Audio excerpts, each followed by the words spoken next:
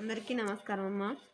ఈరోజు మనం తెలుసుకుంటున్న అంశం ఏంటంటే FA4 తెలుగు 8వ తరగతి సంబంధించిన టోటల్ ఆన్సర్కి 2023-24 విద్యా సంవత్సరానికి సంబంధించి ఈ పేరాగ్రాఫ్ క్వశ్చన్స్ ఆన్సర్స్, తర్వాత వ్యక్తీకరణ సృజనాత్మకతలో ఫస్ట్ ఇప్పుడు చిన్న ప్రశ్నలు చూస్తున్నాం. ఆతిథ్యం పాఠ్యభాగ కవి తిక్కన గురించి మీకు తెలిసిన విషయాలను రాయండి. తిక్కనకు సోమయాజి అని పేరు ఉంది కదా. అసలు సోమయాజి అంటే ఎందుకు వచ్చిందంటే అతను యజ్ఞం చేయడం వల్ల సోమయాజి అనేది పేరు వచ్చింది, బిరుదు అనేది వచ్చింది.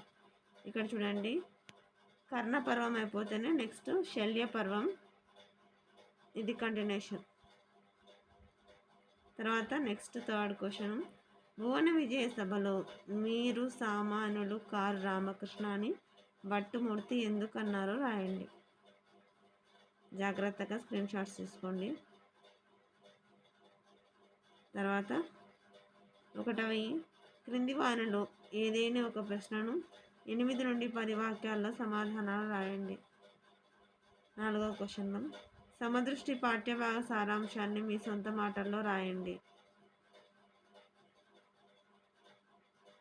ఇక్కడ చినుకు నల్లగా ఉండదు అయిపోతేనే కంటిన్యూషను, కానీ అది నేల మీద పడు పంటను ఇస్తుంది,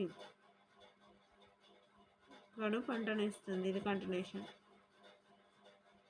ఓకేనమ్మా. ఒకవేళ అక్షరాలు కనుక క్లియర్గా కనిపించకపోతే నెట్ క్వాలిటీ పెంచుకొని స్క్రీన్ షాట్స్ తీసుకున్నాను.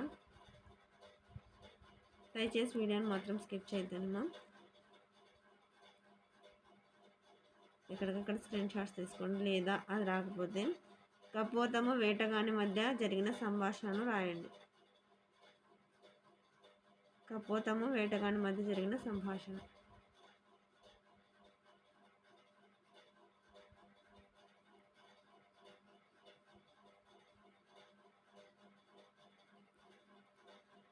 తర్వాత నెక్స్ట్ భాషాంశాలము. తృష్ణ అంటే ఆన్సర్ ఏంటంటే కోరిక. అక్షరం అంటే అక్కరం, ఇక్కడ క్షరం అంటే అర్థం నశించనిది అని అర్థం. ఓకేనా.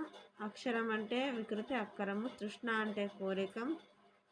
స్వచ్ఛినందంగా అంటే స్వచ్ఛితన్ ప్లస్ దగా, స్వచ్ఛినన్ ప్లస్ దగా, స్వచ్ఛినందగా ఏంటంటే సరళ దేశ సంచలనం.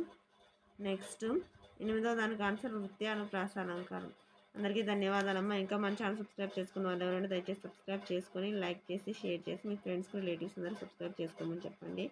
నా ఛానల్ని సబ్స్క్రైబ్ చేసుకొని ప్రత్యక్షంగా పరోక్షంగా సపోర్ట్ చేస్తున్న వాళ్ళందరికీ పేరున హృదయపూర్వకమైన ధన్యవాదాలమ్మా. అందరికీ మరి ఒకసారి అందరికీ ధన్యవాదాలు.